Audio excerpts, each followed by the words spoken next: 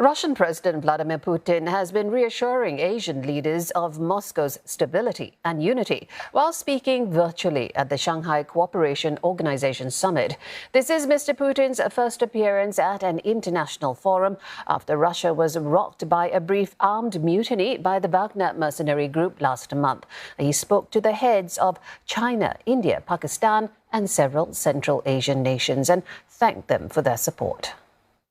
Хотел бы подчеркнуть, что Россия уверенно противостоит и будет противостоять внешнему давлению, санкциям и провокациям. И в нынешней обстановке наша страна продолжает устойчиво развиваться. Российский народ как никогда консолидирован.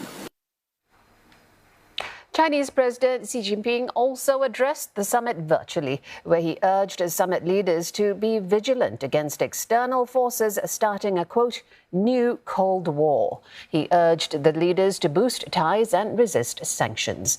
He also warned about the dangers of countries interfering in internal affairs and staging what he calls color revolution. Neha Punia joins us live from New Delhi to tell us more about that all. Neha, first of all, what were the key takeaways from Indian Prime Minister Narendra Modi's address as the host?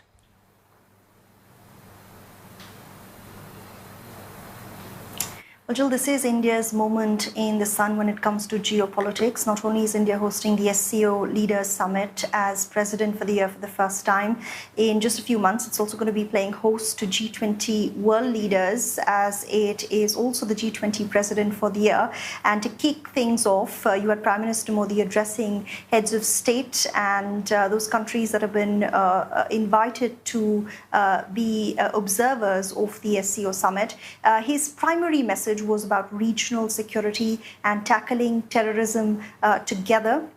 He spoke of the need for SCO nations to condemn countries that host terrorists and that allow cross-border terrorism to foster. This was an oblique reference to Pakistan. It's something that we've heard India accuse Islamabad of quite often, a charge that Pakistan denies. But Pakistan's Prime Minister Shehbaz Sharif, who was also part of this virtual summit, hit back in his own way. He spoke of the need to address security challenges, an oblique reference to Kashmir, but also said that it's important to end the persecution of religious minorities in India, which many say is a criticism of the Modi government's human rights record. But it's important to note that while Prime Minister Modi spoke of Pakistan indirectly, there was no reference to the ongoing border standoff with China, which has now entered its fourth year. There was also no reference to Ukraine, the war there, or Russia's campaign as well. But instead, Prime Minister Modi focusing his attention on global challenges